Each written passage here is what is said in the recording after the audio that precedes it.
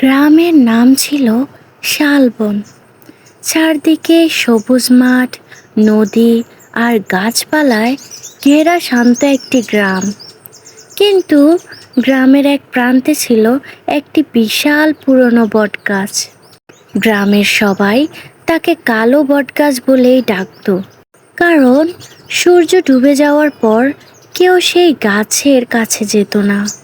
গ্রামের বয়স্ক লোকেরা বলতো বহু বছর আগে সেখানে একজন মহিলা থাকতেন। এক ঝড়ের রাতে তিনি রহস্যজনকভাবে নিখোঁজ হয়ে যান। তারপর থেকেই মাঝরাতে বটগাছের নিচে অদ্ভুত ছায়া দেখা যায়, কান্নার শব্দ শোনা যায়। এই গল্প শুনে গ্রামের কিশোর রাফি খুব কৌতূহলী হয়ে উঠল।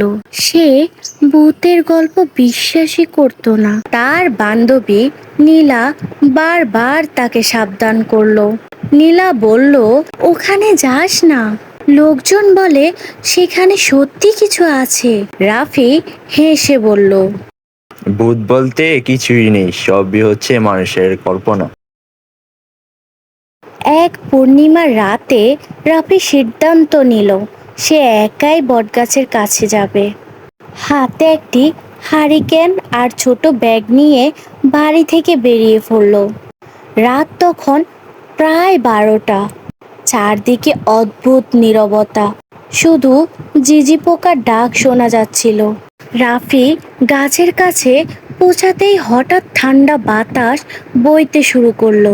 সে চারদিকে হারিকেনের আলো ফেললো, কিছুই নেই। হঠাৎ ফিসফিস করে কেউ যেন বলল, কে এসেছে এখানে? রাফির বুক ধুপ করে উঠল।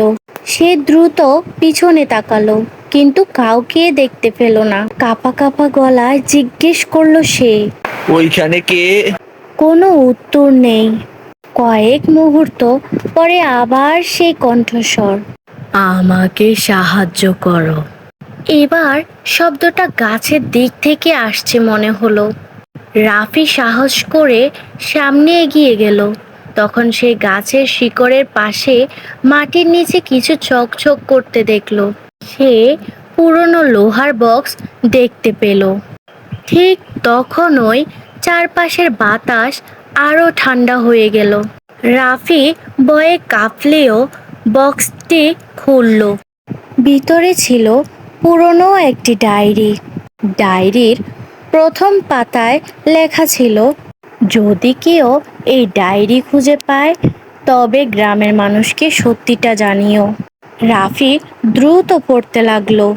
সেখানে লেখা ছিল, বহু বছর আগে গ্রামের কিছু লোভী লোক এক মহিলার জমি দখল করতে চেয়েছিল। মহিলা রাজি না হওয়ায় তারা তাকে হত্যা করে ঘটনাটি গোপন করে দেয়। মৃত্যুর আগে মহিলা তার ডায়েরিতে সব লিখে এই বক্সে লুকিয়ে রেখেছিলেন। হঠাৎ রাফির সামনে কুয়াশার মধ্যে একটি ছায়া মূর্তি দেখা দিল। লাল পোশাক পরা একজন মহিলা। তার চোখে ছিল দুঃখ, কিন্তু ভয়ঙ্কর কিছু নয়। মহিলা ধীরে ধীরে বললেন, এত বছর ধরে আমি অপেক্ষা করেছিলাম, কেউ যেন সত্যিটা জানে। রাফি ভয়ে স্থির হয়ে দাঁড়িয়ে রইল। মহিলা আবার বললেন, ভয় পেও না, আমি তোমার কোনো ক্ষতি করব না, শুধু সত্যিটা প্রকাশ করো। তারপর ধীরে ধীরে ছায়া মূর্তিটি মিলিয়ে গেল। পরদিন সকালে রাফি ডায়েরিটি নিয়ে গ্রামের প্রধানের কাছে গেল। সবাই ডায়েরি পড়ে হতবাক হয়ে গেল। অনেক অনুসন্ধানের পর জানা গেল ডায়েরিতে লেখা সব সত্যি ছিল। গ্রামের পুরনো নথিপত্রের তার প্রমাণ পাওয়া গেল। মহিলার প্রতি অন্যায়ের বিচার হলো।